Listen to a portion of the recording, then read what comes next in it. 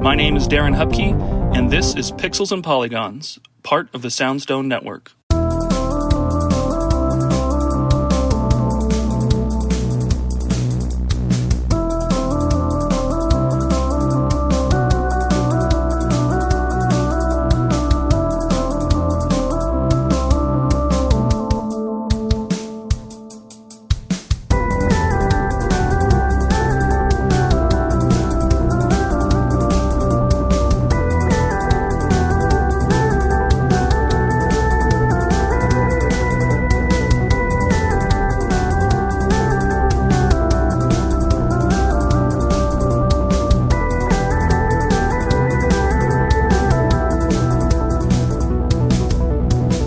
Hey everybody, welcome to a new episode of Pixels and Polygons. It's the conversational podcast about video games hosted by me, Darren Hupke.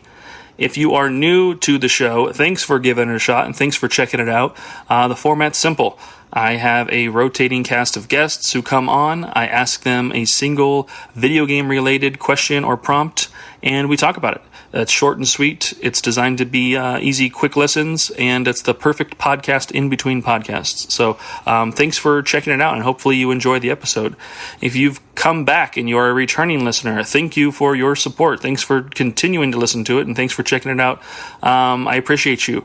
You can support me and consider doing things to support me by leaving a like or writing a review or sharing a link online. All that helps and goes a long way, and it's much appreciated. I've got other ways you can support over on Patreon at patreon.com/Darren Hupke. For as little as $1 a month, you can also support the show. That will allow you to contribute icebreaker questions that I will ask in future episodes and give you a shout out by name if I select your question. So if you'd like to interact with the show a bit and support me at the same time, consider doing that. Like I said, $1 a month over on my Patreon. Same thing on my Patreon page. You can find the digital storefront for all of my publishing books. Pixels and Polygons is more than just a podcast. I've got my Retro Game Zine issues available for purchase there digitally. I've also got the 32-bit library series of books and books like the Beat 'em Up Volume 1 available over on the Patreon shop for digital consumption. If you want physical, if you want an actual book mailed to you or a zine mailed to you, head over to pixelsandpolygons.net. That is my storefront where you can buy everything direct from me. So again, the 32-bit library books, I've got t-shirts, stickers, other merch, all the issues of Retro Game Zine and the upcoming 2025 annual. Everything that I've got you can find there. So if you want to support the show, if you want to support me, consider purchasing or checking out any of those projects digitally, physically, or through Patreon. Thanks again for listening to the show, and hopefully you like what you hear and you come back next week. Enjoy the episode after this ad break and stay retro. Bye.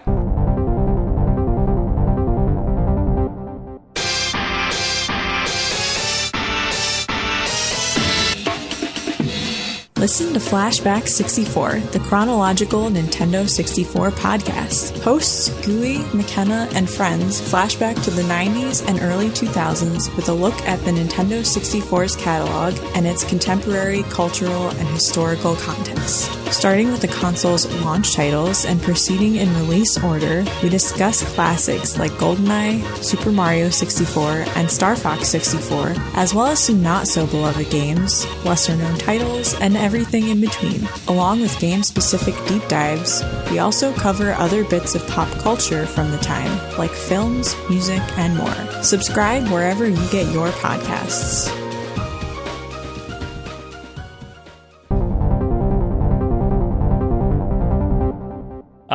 Welcome everyone to another episode of Pixels and Polygons, a conversational podcast about video games. I'm Darren Hupke, and this week we've got returning guest. You may recognize him from his book, Good Game No Rematch, and his previous appearance on this show, but Mike Drucker. Welcome back to the show, Mike. Hey, everybody. Thank you for having me back. I said, hey, everybody, and it's just you, but I'm talking to everybody. Hi, everybody.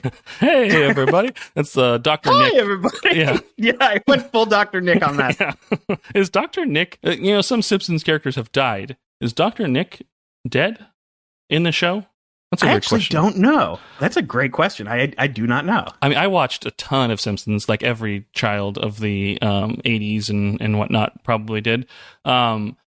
But my oldest daughter, she's 12. She's watched every episode, like even like up to like whatever the current episode is, like multiple times. And so she's probably way more of a sponge here. But I can't call her up at school right now to ask and confirm if Dr. Nick is dead. Her teachers may be upset about that. But I will ask after school or Google it. But still, for some reason, it's one of those characters I feel like I heard or remembered hearing something about him not being alive anymore in the show. But okay, yeah, I wouldn't be surprised. All right, well, welcome back, Mike. We talked about it on your first episode you were on, which we had just recorded prior to this one, but people won't hear this one until weeks later. But you have your book, Good Game No Rematch. You've got your comedy shows that you do in New York. What else can we ask you to learn about you? Let's see. What was the last game you rolled credits on? You were hooked enough and obsessed enough to actually see it through to the end and see the credits. I would honestly say, I recently went through another Baldur's Gate 3 playthrough, but that doesn't really count as rolling credits on something new. I would say the last thing I rolled credits on, I think the last thing I rolled credits on was Claire Obscure Expedition 33. Ooh. That, I think, is like the last game that I just like played all the way straight through. Yeah, I need to play that still. I've been really good about pacing myself. In a younger years, I would just buy the game that like, I want to play this game, I'm going to buy this. I'll just keep it on my shelf, and I'll have this backlog of like just reminding me of how much money I spent full price on these games. And by the time I get around to actually playing them, they're likely on sale or available much cheaper. Yep. But now I'm in a space where like I will play a game. I will allow myself to juggle 2 or 3 depending on like genre or scale or scope of the games. But I will make sure I can fully commit to it and like tell myself like if I'm actually done with this game, I'm not going to return. Like, okay, now you can make that next purchase or try something new. So Claire Obscura is one that's like, it's like that next purchase. Like as soon as I finish something, that's likely going to be that game I want to buy. But then I also have I still haven't gotten a chance to play that Metaphor Refantasio by that's also great. That's also great. I'm a huge RPG nerd, so like it's not easy to like that be the game I play, because it could take me, with my pace and everything, it could take me 2-3 months to finish it. And then if I immediately jump into another RPG, it's like, well, I played 3 games this year. Like I'm a gamer, I did it. Instead of playing some smaller games, I could have, banged out like, double digits of games potentially. But I'm wired weird, so I've not allowed myself to do it. No, I hear that. And I enjoyed it. It's also, I would say it's one of those games where I'm like, I love this game. I don't know if I'm going to ever play it again. So I don't know. You know what I mean? Like, whereas like something like I'm sure, I don't know if there's a controversial take or not, but I liked Metaphor a lot more than I liked Expedition 33. I liked Expedition 33. It kind of made me feel the way Final Fantasy X did, where I was like, I really like this.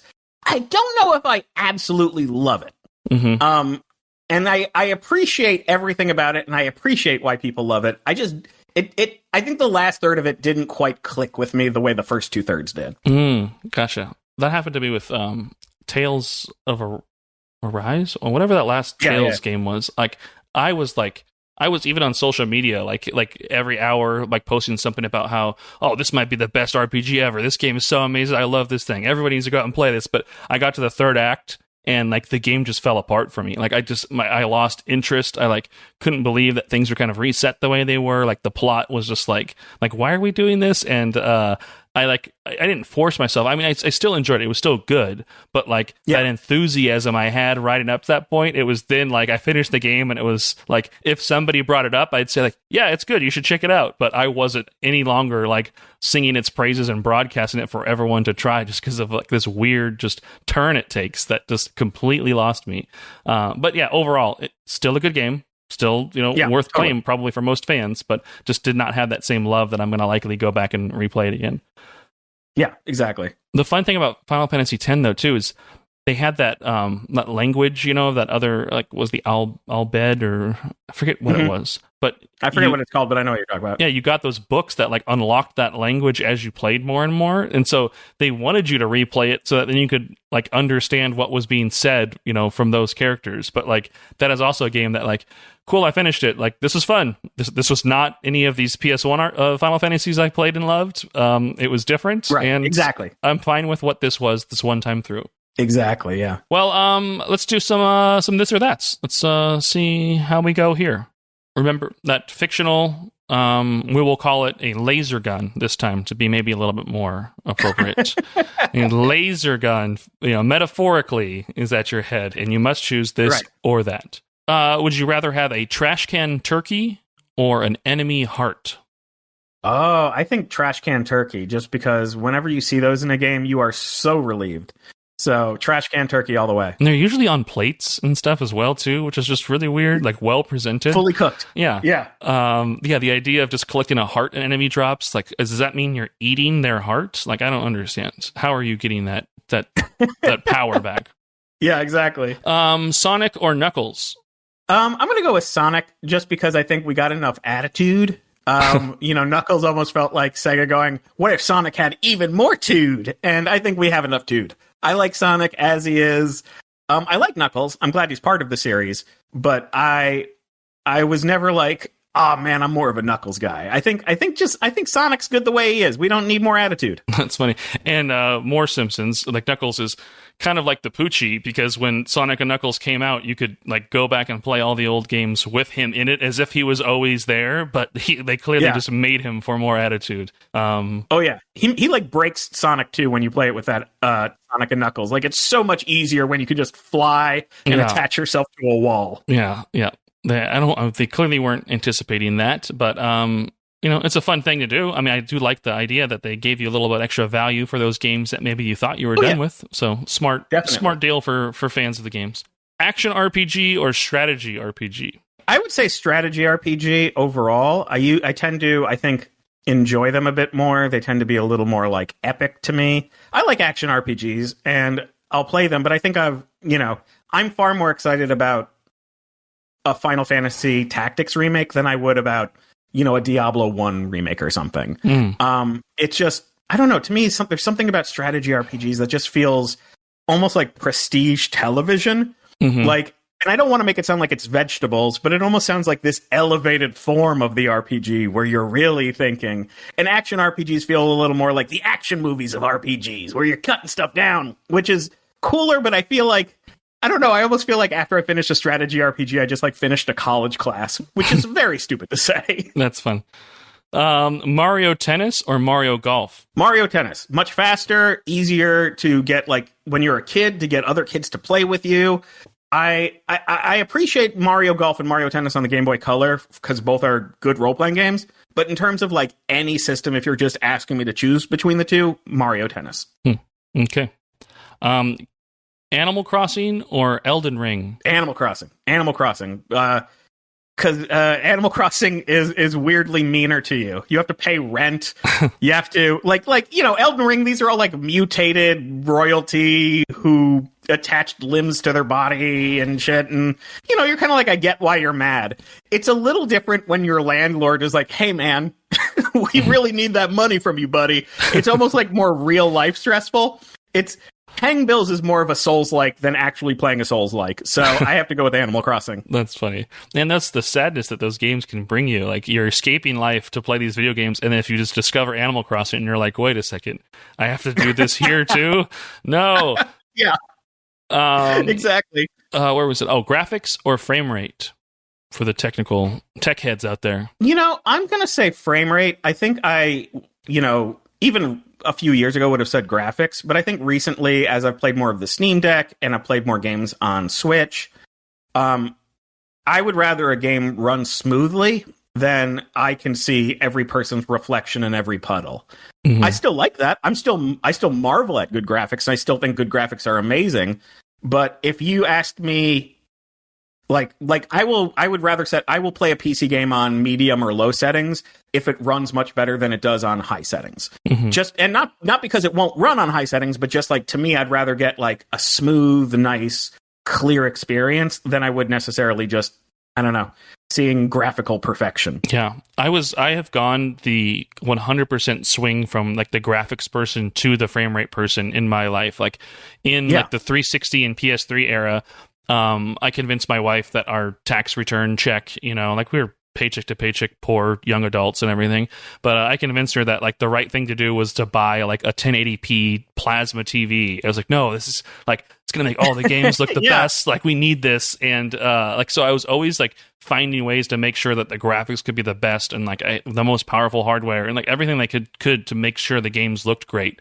But like, you know, that was an era where performance really suffered a lot with games and we just kind of overlooked it. And then now we have the options to balance those things. And like, you know, I played Final Fantasy VII, you know, Rebirth or whatever that last one was. And I don't even know that I even looked at the graphics modes for that. I was like, no, give me that 60 frames. Give me that buttery smooth, like experience. Like this game looks great. Like right now, without even looking at that other option, this game looks good. On my TV, I'm enjoying what I'm seeing. This is a pleasing image. Like, I'm happy with what's in front of my face. So, yes, let me have that in addition to it feeling quick and fast and smooth.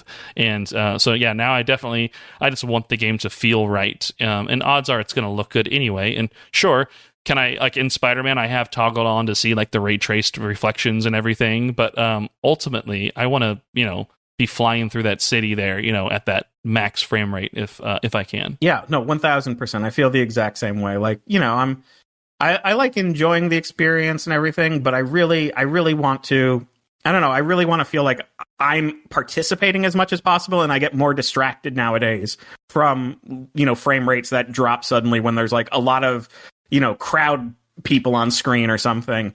And, you know, I would say a frame rate drop will take me out of a game much more than a poor texture somewhere. Mm-hmm. Yes.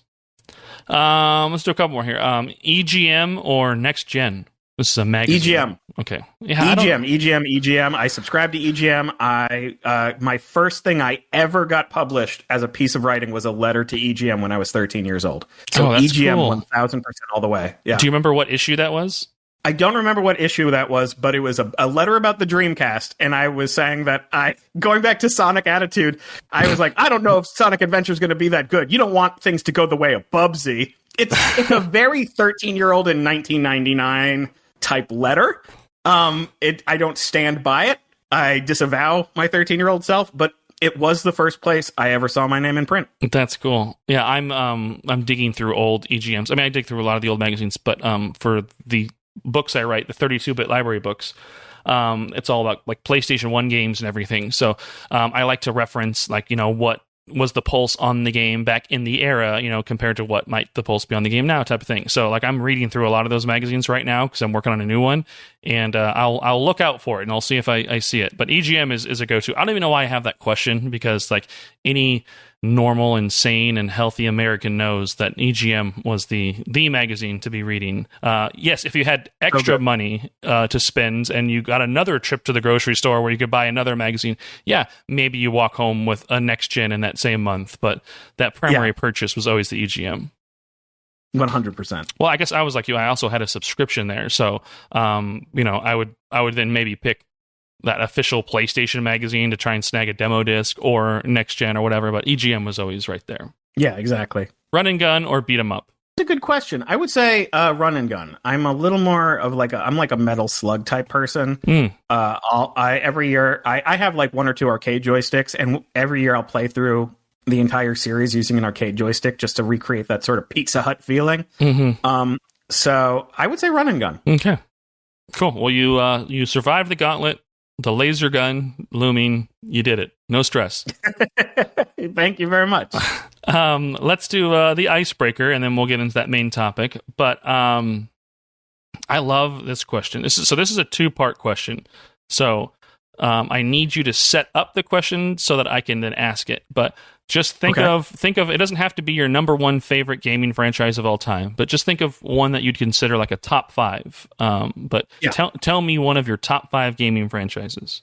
I'm gonna go top my head Final Fantasy. Okay.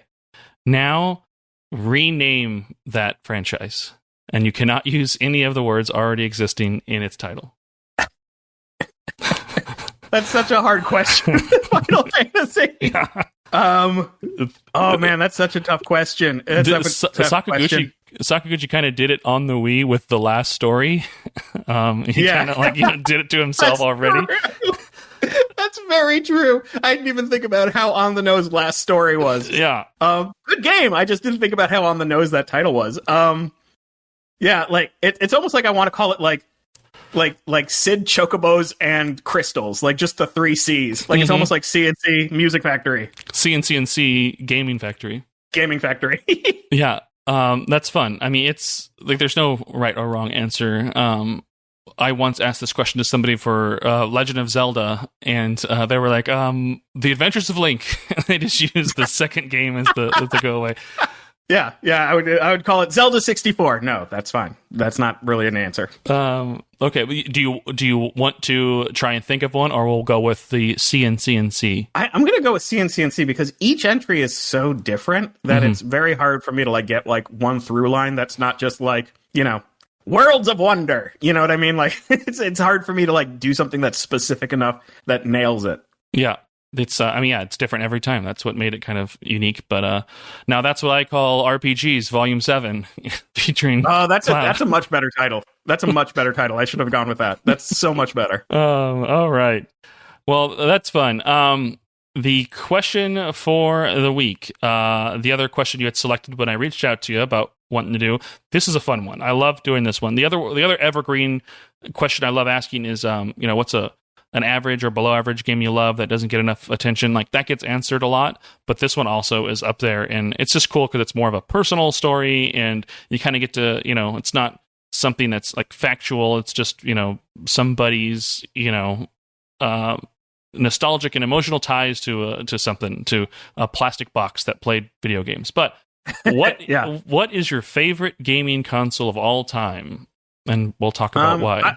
And just to be clear, I don't think this is the best gaming console of all time, but it is my favorite. Yes, that's the right way to answer it for sure. Yes.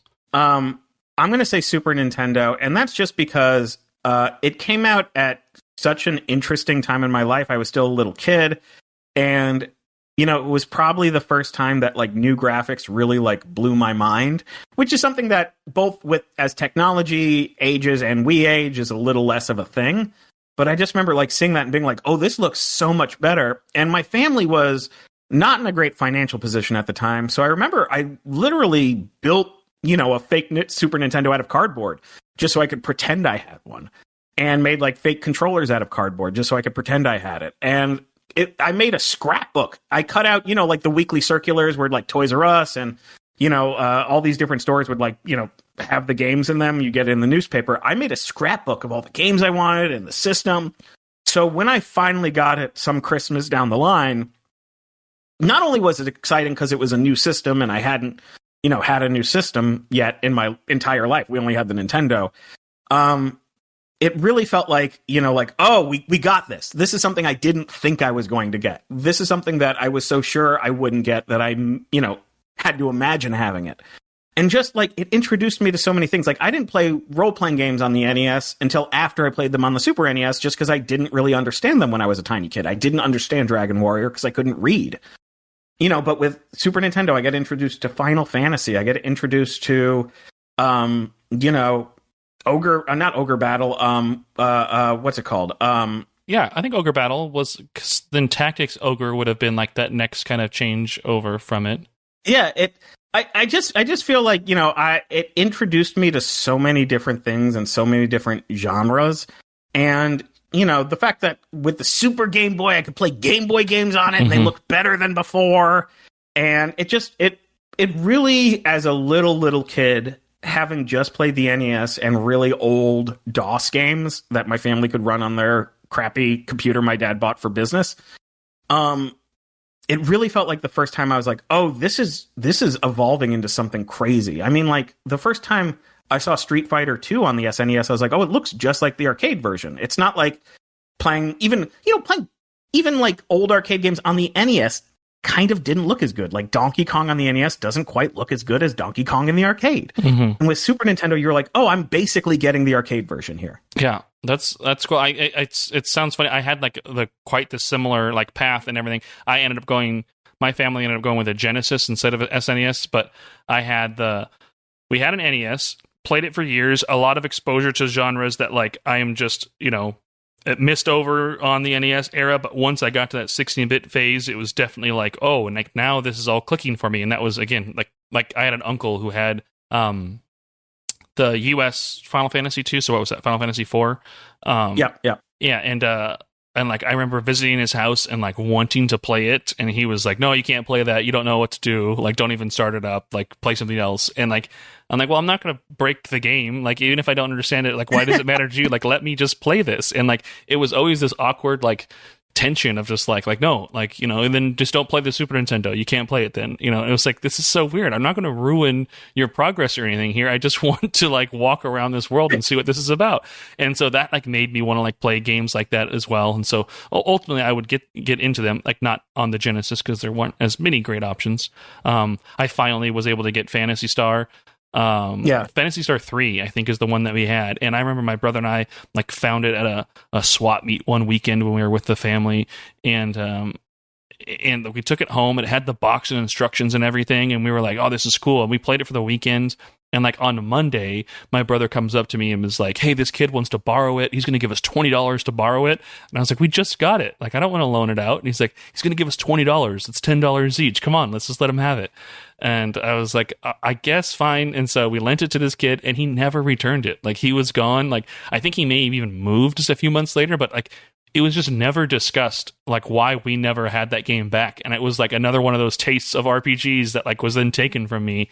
Right. And we had a DOS computer as well at home. Like, my mom used it for her job doing some type of financing thing or banking stuff. I have no idea, but we had just a computer that was in the garage that had a whole bunch of floppy disks next to it, and I would just pick out a random Harley Davidson Road to Sturgis game and start playing it, you know, when I was super bored. But yeah, that 16-bit era was like super magical.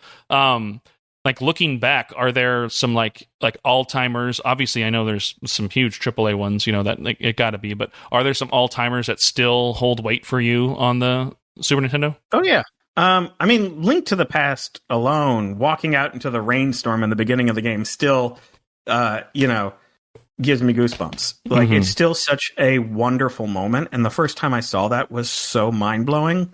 And again, even now it looks good. I think that's the other thing about the Super Nintendo is even now it still looks good to me as a system.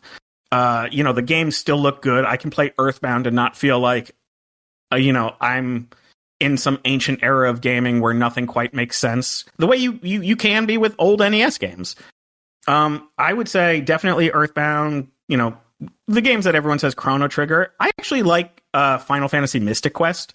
I think it does. I know you did a zine about it, but like I do think it deserved better than what it got, and that was a great introduction for me as like a 9 or 10-year-old into role playing games. Yeah. So I really have fond memories of that. I love Super Ghouls and Ghosts. I know that it's not a fair game, but it has one of my favorite soundtracks on the Super Nintendo. You know, Super Castlevania 4. There's so much. NBA Jam, I'm not even a sports fan, and NBA Jam is probably the closest I've ever come to being absolutely obsessed with a sports game. Yeah, Jam was so good. I had gotten that for Christmas one year, and we took the bus to school where I lived. And I remember one morning, you know, the whole point of that was to like play through and beat all the teams in the NBA, you know, and everything. And you signed in with your initials and you continued your progress or whatever. But I remember one morning, like, the bus was coming and I was finishing like the last game against the last team I needed to beat to like have that done. And like the bus driver was like outside honking, and my brother was like, come on, they're gonna leave. And I was like, hold on. And I literally held up the school bus because I just wanted to like run out the clock and ensure that like my progress was saved with beating that final team one morning in NBA Jam. I would go on to become an obsessive basketball fan, but at that time, you know, I wasn't necessarily, that was just a video game to me, but it was a fun one. I love the arcade. How about the design and the aesthetic of the SNES? You like that the purple and gray like design of it, the eject button and everything, or are you are a fan? Some people aren't, like, they don't like the boxy shape of it or anything at all, but like it was unique. I like the boxy shape of it. I know that a lot of people prefer the Super Famicom type look, but I don't know, maybe it's just nostalgia, but for me it just looks so futuristic too. It probably is nostalgia, but I definitely prefer that gray and purple design. Like, whenever I buy collector things, or, sometimes you can buy like modded controllers or what have you. I will lean more towards the purple and gray Super Nintendo aesthetic than I will sort of that rainbowy aesthetic of the Super Famicom.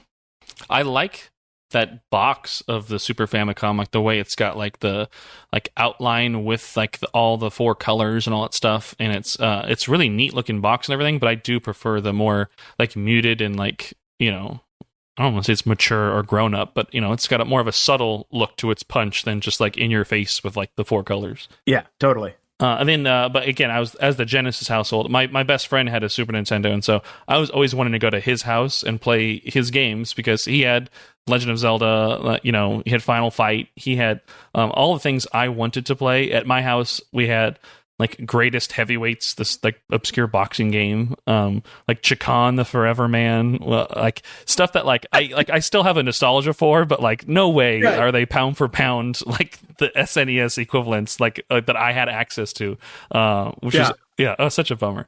But I was gonna say, the Genesis design though, that Mark 1 version of it, it had like the headphone jack on it and like a volume slider. Yeah, I love that. Yeah, loved it. It was hey, this is like a piece of high-end like audio equipment or audio visual equipment for your your setup next to your your record player or your stereo or whatever you have in your household. Like they thought of that design, which I always thought was kind of neat. I never actually plugged it into like an external audio source or headphones or anything, or needed to use that volume slider, but it was just neat to have that on there. I thought the Genesis did, the SNES having that eject button was another like version of that. It was like, is this necessary? I just normally yank them out, but like I can press this button to properly like release the game. Like, okay, this is cool. Yeah, I mean, what's crazy is I remember being a little kid, and one of my friends had a Super Nintendo before I did, and one of the big features that he talked about, and we were under 10 years old, keep this in mind, was like, he was like, the games just work, man. You don't have to blow into it. It works on the first try. Every game works on the first try. Or if you pull it off the shelf, it just works. And I was like, oh my God, no more blowing into the game to try to get it to work. Like, even that alone was a cool new concept. That's fun. Cool. Any final thoughts then on the SNES? Because we've reached the point where we did it. We've completed the episode. We answered the question. No, I mean, I'm always going to love it. And, I know that some people get annoyed that how Nintendo re-releases games and things, but I'm so glad that the Switch online thing has so many games in it. And I mean, I have honestly put probably more time into into Mario Paint on Switch Online using the Switch 2 Joy-Con as a mouse than I have into some of the games I've specifically bought for the Switch 2. That's funny. Yeah, I just picked up a Switch 2. And when I was looking at that, I've played it, like, I have a little Mii Mini, like, emulation handheld thing. And I've played a lot of the Picross games, like, from SNES on there. But I saw they actually have the Japanese, Picross SNES game on the Switch Online. And I was like, I played this game about a year or two ago. But you know what? Like, I'm going to play this again. Having this accessible, like, this is just cool. Like, on this giant screen, like the colors pop in here. Like, I'm going to play this game and probably enjoy this more than whatever else is in front of me right now at this moment. And apparently they've upgraded the CRT filter on it, so it's a little more, like, it has a slightly more rounded edges, so it looks a little more accurate.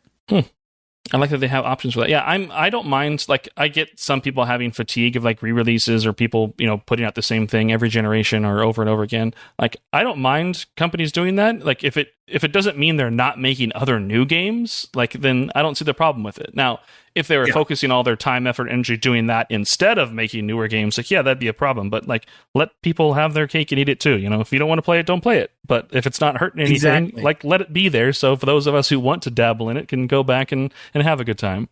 100%. I totally agree.